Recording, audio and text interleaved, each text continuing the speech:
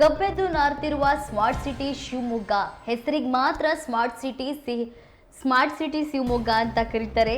ಆದರೆ ಶಿವಮೊಗ್ಗದ ನಗರಗಳಲ್ಲಿ ಕಸದ ರಾಶಿ ಇದೆ. ಗಾಢ ನಿದ್ರೆಯಲ್ಲಿದೆಯಾ ಶಿವಮೊಗ್ಗ ಪಾಲಿಕೆ ಎಂದು ಸಾರ್ವಜನಿಕರು ಕೇಳ್ತಾ ಇರುವಂತದ್ದು. ಪಾಲಿಕೆ ವಿರುದ್ಧ ಸಾರ್ವಜನಿಕರು ಅಸಮಾಧಾನ ವ್ಯಕ್ತಪಡಿಸಿದ್ದಾರೆ. ಈಗಲಾದ್ರೂ ಎಚ್ಚೆತ್ತುಕೊಳ್ಳುತ್ತಾ ಮಹಾನಗರ ಪಾಲಿಕೆ ಎಂದು ಸಾರ್ವಜನಿಕರು ಪ್ರಶ್ನೆ ಮಾಡ್ತಿದ್ದಾರೆ. ಸ್ಮಾರ್ಟ್ ಸಿಟಿ ಶಿವಮೊಗ್ಗ, ಕವಿಗಳ ನಾಡು ಶಿವಮೊಗ್ಗ. ಸಾಹಿತ್ಯ, ಕಲೆ, ಹೋರಾಟ, ರಾಜಕೀಯ ಸೇರಿ ಎಲ್ಲಾ ಕ್ಷೇತ್ರದಲ್ಲೂ ಪ್ರಖ್ಯಾತಿ ಗಳಿಸಿದ್ದ ಶಿವಮೊಗ್ಗ ನಗರ ಸದ್ಯ ಇದೀಗ ಗಬ್ಬೆದ್ದು ನಾರ್ತಿದೆ.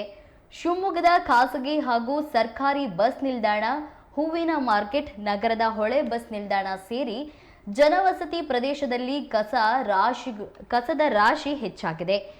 ಇತ್ತೀಚಿನ ದಿನಗಳಲ್ಲಿ ಸಾರ್ವಜನಿಕರಿಗೆ ಕಾಯಿಲೆಗಳು ಹೆಚ್ಚಾಗ್ತಿದೆ.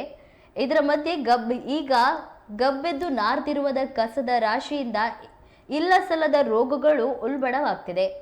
ಶಿವಮೊಗ್ಗ ನಗರ ಪಾಲಿಕೆ ಬೇಜವಾಬ್ದಾರಿಯಾಗಿ ಸಾರ್ವಜನಿಕರ ಉದಾಸೀನತೆಯೂ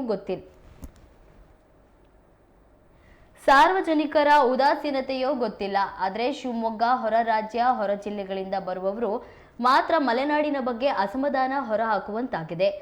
ಸದ್ಯ ಈ ಬಗ್ಗೆ ಸ್ಥಳೀಯರೊಬ್ಬರು ಕನ್ನಡ ಮೀಡಿಯಂ ಜೊತೆ ಮಾತನಾಡಿದ್ದು ಪಾಲಿಕೆ ನಿರ್ಲಕ್ಷ್ಯದ ಬಗ್ಗೆ ತಮ್ಮ ಅಭಿಪ್ರಾಯ ಹೊರಹಾಕಿದ್ದಾರೆ. ಸದ್ಯ ಈಗಲಾದರೂ ಪಾಲಿಕೆ ಎಚ್ಚೆತ್ತುಕೊಳ್ಳುತ್ತಾ ಕಾದ್ ನೋಡಬೇಕಾಗಿದೆ.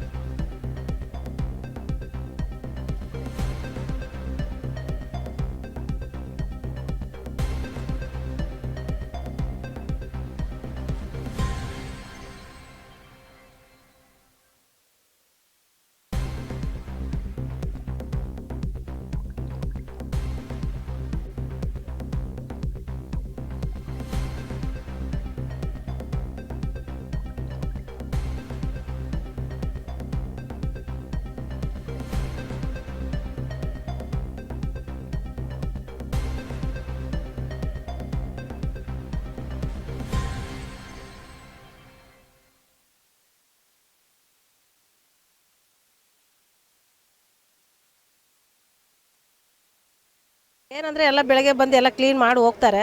ಮತ್ತು ಹೂವಿನವರೆಲ್ಲ ಮತ್ತು ಹೂವೆಲ್ಲ ಹಾಕ್ತಾ ಇರ್ತಾರೆ. ಆದರೆ ಇನ್ನೊಂದು ಸ್ವಲ್ಪ ಎಲ್ಲ ಕ್ಲೀನ್ ಮಾಡಿಸಿದ್ರೆ ಒಳ್ಳೆಯದು. ರೋಡೆಲ್ಲ ಚೆನ್ನಾಗಿ ಕಾಣುತ್ತೆ.